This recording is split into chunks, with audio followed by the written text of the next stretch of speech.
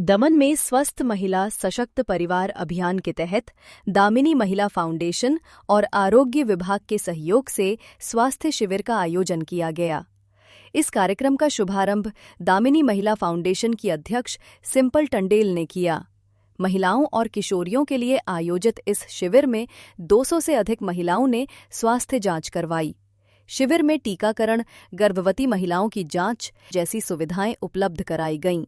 इसके साथ ही महिलाओं को प्रधानमंत्री की योजनाओं की जानकारी भी दी गई। आज स्वस्थ नारी सशक्त परिवार अंतर्गत दामिनी वुमन फाउंडेशन एक चेकअप केम्पનું આયોજન કરી રહી છે, જેમાં ગવર્મેન્ટની ટીમ અહીં બધા જ ચેકઅપો કરી રહી છે। મહિલા રિલેટેડ, બચ્ચાઓ રિલેટેડ, યંગ યુવાઓ, દીકરીઓ માટે જે હું ખાસ કરીને યંગ દીકરીઓને ચોક્કસ કહીશ કે આવા ચેકઅપો જ્યાં થતા હોય, સ્વાસ્થ્યના લોકો ઘરે ઘરે જઈને અવેરનેસ પણ કરી રહ્યા છે કે આ જગા પર આ કેમ્પનું આયોજન થઈ રહ્યું છે, તો યંગ છોકરીએ ચોક્કસ જવું જોઈએ। પીરિયડ્સના ટાઈમ પર ફેમિલીમાં આપણે વધારે દીકરીઓને નહીં કહી શકતા હોય તો તમારી દીકરીઓને કહો કે આજે કેમ્પ થઈ રહ્યો છે ત્યાં તમે લઈને જાઓ, જેથી કરીને એ કેમ્પમાં જે નર્સ છે, જે ડૉક્ટર્સ છે એને સારી રીતે સમજાવી શકે કે શું છે, ત્યાં જાય ને હાઇજીન પર કેવી રીતે ધ્યાન આપવું જોઈએ, એ બધી અહીં સમજણ આપી રહ્યા છે। એક અવેરનેસ પેલા વાતો કરે છે અને ચેકઅપ કરીને એને સમજાવવામાં આવી રહ્યું છે।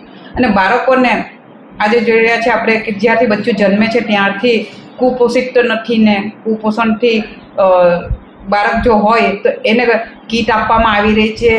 એવી બધી ઘણી બધી જાણકારીઓ છે જે ઘર ઘર સુધી આજે મોદી સરકાર પહોંચાવી રહી છે, એનો લાભ હરેક વ્યક્તિએ લેવો જોઈએ।